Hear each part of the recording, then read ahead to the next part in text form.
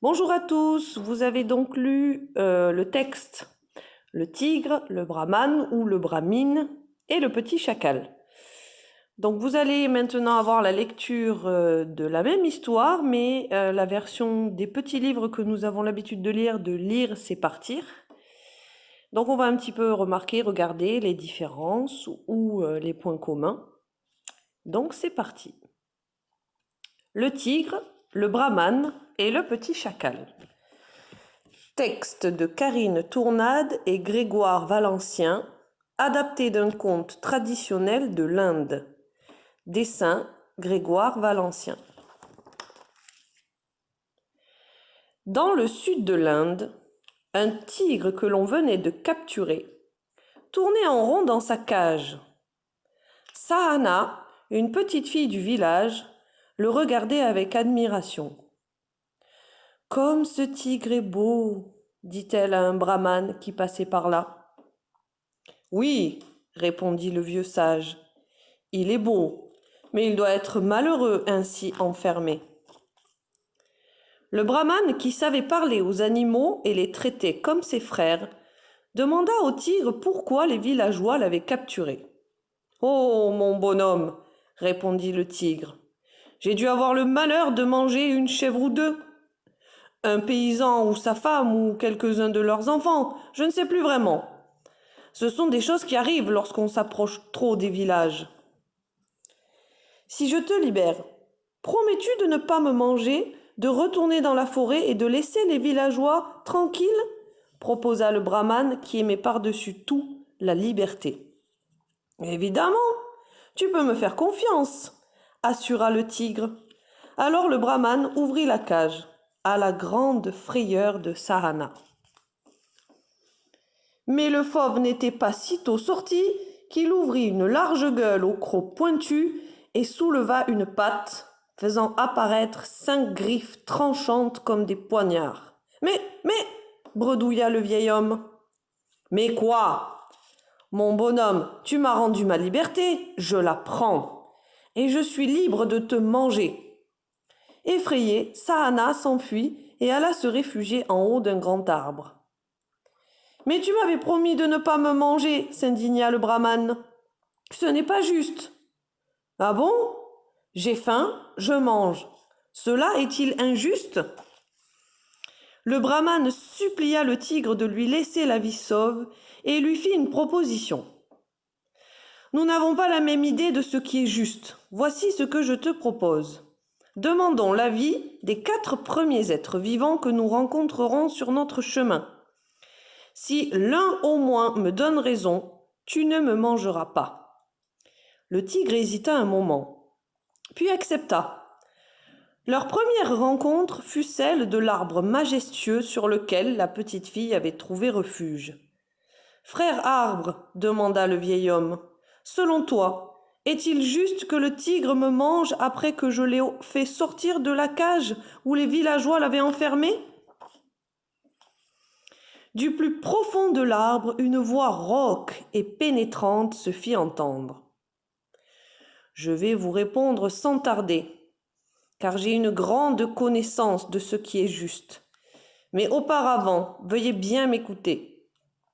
Lorsqu'il fait jour et que le soleil haut dans le ciel brûle leur peau, les hommes viennent se protéger sous mes branches et profitent de l'ombre que je leur offre. Ils se rafraîchissent avec mes fruits. Puis, quand la fraîcheur du soir arrive, ils ne se soucient plus de moi. Ils cassent mon bois pour en faire du feu. La justice des hommes n'est pas la mienne. Pour moi, le tigre doit manger le brahmane. » En entendant ces mots, le tigre fit rouler ses yeux menaçants et se précipita sur le vieil homme, les crocs prêts à le mettre en pièces. « Oh, attends, gémit le brahmane. Nous devons encore consulter 3 autres personnes. Tu ne peux pas me manger tout de suite. » Malgré la faim qui lui tiraillait le ventre, le tigre respecta ses engagements et rangea ses griffes une à une. Ils se remirent en chemin et, un peu plus loin, ils aperçurent un vieux buffle qui se rafraîchissait dans la rivière. Le brahmane s'en approcha et lui demanda : « Buffle, frère buffle, Te paraît-il juste que le tigre veuille me manger alors que je l'ai libéré de sa cage ? Lorsque j'étais jeune, répondit le buffle dans un long soupir, les hommes m'ont exploité autant qu'ils l'ont pu. Ils se sont servis de moi. J'ai travaillé dans leurs champs, j'ai tiré leurs charrues. Si vous saviez quel travail épuisant. Mais aujourd'hui que je suis vieux et faible, ils m'ont abandonné. Le buffle tourna mollement son regard vers le brahman et ajouta : les hommes tournent toujours la justice à leur avantage. Le tigre n'a qu'à en faire de même, qu'il vous mange, ce n'est plus mon problème. S'exclama le grand fauve en se régalant des yeux à la simple vue du brahman. Que ta chair sera douce sous mes crocs, mon bonhomme. Le fauve ne voulait rien écouter de plus et posa une lourde patte sur son épaule. Attends, tigre, cria Sahana. Vous n'avez encore consulté que 2 personnes. Demandez donc au crocodile que je vois là-bas. Si tu veux, concéda le tigre en lâchant le brahman. Ô frère crocodile, dit le vieux sage, toi, le roi du fleuve, songes-tu qu'il soit juste que le tigre veuille me manger alors que je l'ai libéré de sa cage ? Tu en as beaucoup des questions comme ça ? Les hommes, moi, je les connais. Il n'y en a pas un pour sauver l'autre. Je sais à quoi m'en tenir. Approchez-vous d'eux et ils vous voleront votre peau pour s'en faire des chaussures. Poum poum ! Ils nous tirent dessus comme des lapins. Tu trouves ça normal, frère Brahman ? Tu trouves ça juste ? Alors de quelle justice me parles-tu ? Les hommes n'en ont pas. Que le tigre te croque et t'avale tout rond. Cette fois, je ne peux plus attendre, gronda le fauve, la salive au coin des babines.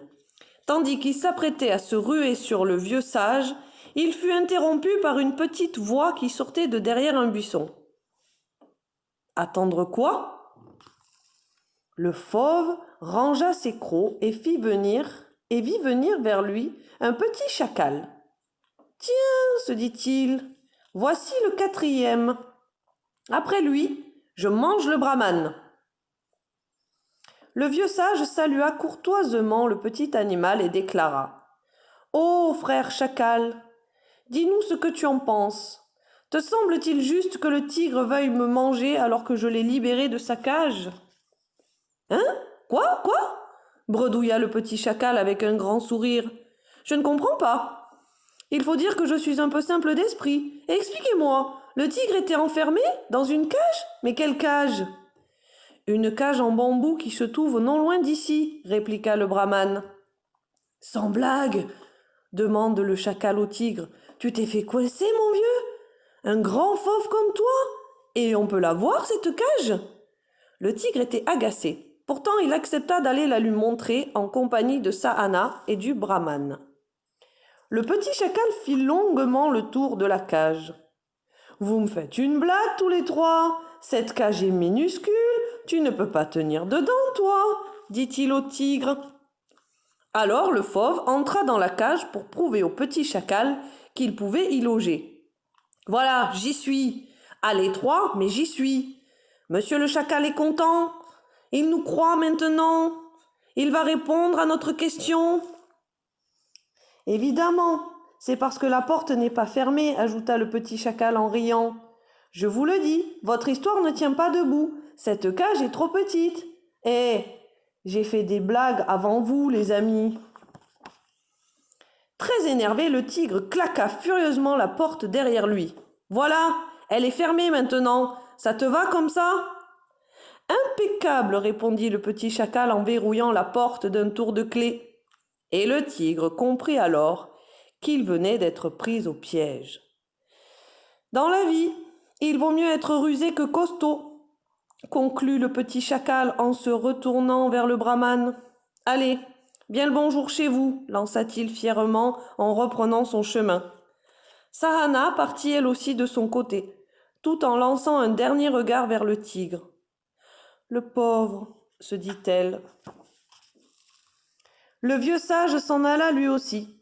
Cependant, depuis sa route, il entendait le tigre feuler. Le brahman, qui était le frère de tous les animaux, s'assit à l'ombre du grand arbre et attendit la nuit. Lorsqu'il fit bien sombre, il retourna auprès de la cage où le fauve dormait profondément. Le lendemain matin, quand Sahana revint auprès de la cage du tigre, elle la trouva vide. Passé un court instant de surprise, un grand sourire illumina son visage. Loin de là, dans la grande forêt, le tigre profitait de sa liberté, tout en se promettant de ne plus jamais s'approcher des hommes. Et surtout des petits chacals.